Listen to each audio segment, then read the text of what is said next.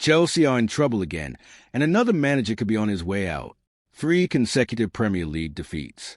Not a single goal scored. A humiliating 8-2 aggregate thrashing at the hands of PSG in the Champions League. Stamford Bridge is restless. The fans are furious. And the question everyone is asking, how long can Liam Rosenior survive? Let's rewind. January 2026. Chelsea part ways with Enzo Maresca, the man who had given them, in the words of Vice-Captain Enzo Fernandez himself, identity, structure, and direction. The fallout was public, dramatic, and left the club scrambling.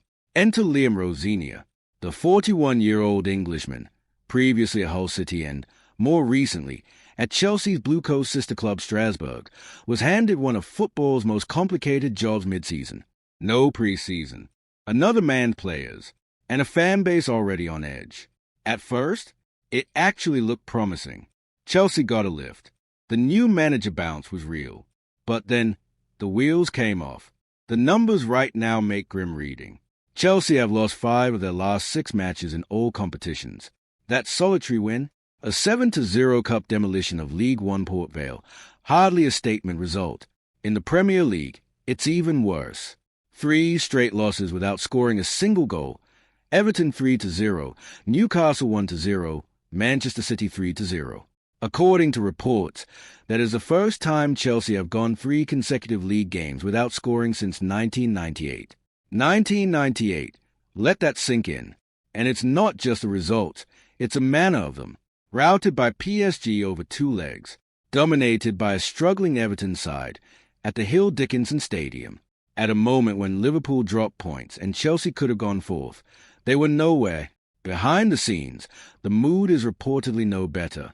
Sources suggest Chelsea players are frustrated with the results, with the new tactical methods, and still quietly grieving the exit of Maresca. Some players are said to have begun conversations about leaving the club altogether. The pressure from outside is equally intense.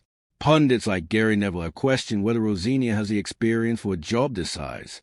Jamie O'Hara called for him to be sacked live on TalkSport mid-match. And with Manchester United and Manchester City still to come in the league, Chelsea's Champions League hopes are hanging by a thread. But here's where it gets complicated. Because despite all of that, despite the noise, the results, the fan fury, the official message from Chelsea right now is Rosenior stays. Fabrizio Romano, the most plugged-in transfer journalist in the game, confirmed this week that the message coming directly from the club is clear. We want to trust this manager. And there are legitimate reasons for that stance. First, context matters. Rosenior didn't choose this timing. He was thrown in mid-season, inheriting a squad built for a completely different style under Maresca. It's not like he had a summer to install his ideas. He was handed an impossible situation and is learning on the job in real time. Second, the contract situation. Rosenior is on a reported 6.5-year deal, one that runs until 2032 with an option for more. Sacking him now would cost Blueco an enormous amount in compensation. As Jamie O'Hara himself pointed out, that financial reality alone might save Rosenior's job. Third, the bigger picture. BBC Sport reported that the board is not preparing to sack Rosenior either now or at the end of the season. He has been actively involved in transfer planning meetings with sporting directors Paul Winstanley and Lauren Stewart, which suggests as being treated as Chelsea's long-term manager, not a caretaker. And statistically, only 3 teams have collected more Premier League points since his appointment. The slump is real, but so is a promise. But here's the caveat, and it's a big one. Fabrizio Romano made it clear that this is a results-driven industry. If Chelsea miss out on Champions League qualification, all bets are off.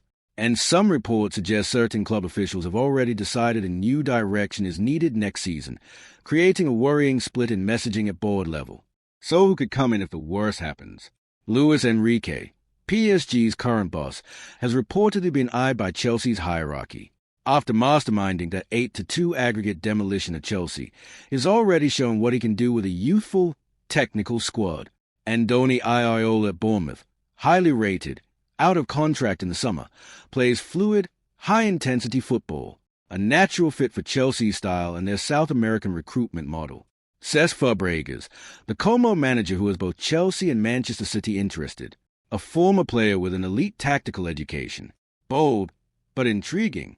And yes, the internet has even floated Frank Lampard for a third stint in West London. Coventry, his current club, are reportedly making contingency plans fearing a Chelsea approach. Whether that's reality or just Twitter wishful thinking, we'll leave that one with you. The Chelsea fan base is split. One side sees a manager who was set up to fail, thrown into an impossible situation and judged before he ever had a fair chance. The other side sees a team playing with no identity, no plan B, and no goals. They want change. Now. One fan comment doing the rounds on Chelsea forums summed it up bluntly. He doesn't have a plan A, let alone a plan B. Another said, bring back Enzo Maresca. Whether that's realistic or not, it tells you everything about where the emotional temperature is right now. Chelsea made a gamble in January. They bypassed more established names, Glasner, Iraola, Xavi, and bet on an in-house appointment. A young, ambitious English manager who'd done well at Strasbourg. A manager with a vision, a philosophy, and a long-term contract. But football doesn't wait for long-term projects. It doesn't care about philosophy when you're blanking in the Premier League for 3 games straight and leaking goals in Europe. The board says they trust him. The fans are running out of patience. The players are unsettled. And a summer of reckoning is approaching fast.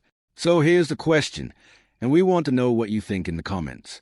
Should Chelsea stick with Liam Rosenior and give him the summer rebuild he deserves? Or is it already time for yet another change at Stamford Bridge? Drop your verdict below. Like if you think he survives. Subscribe if Chelsea's managerial chaos will never end. We'll see you in the next one.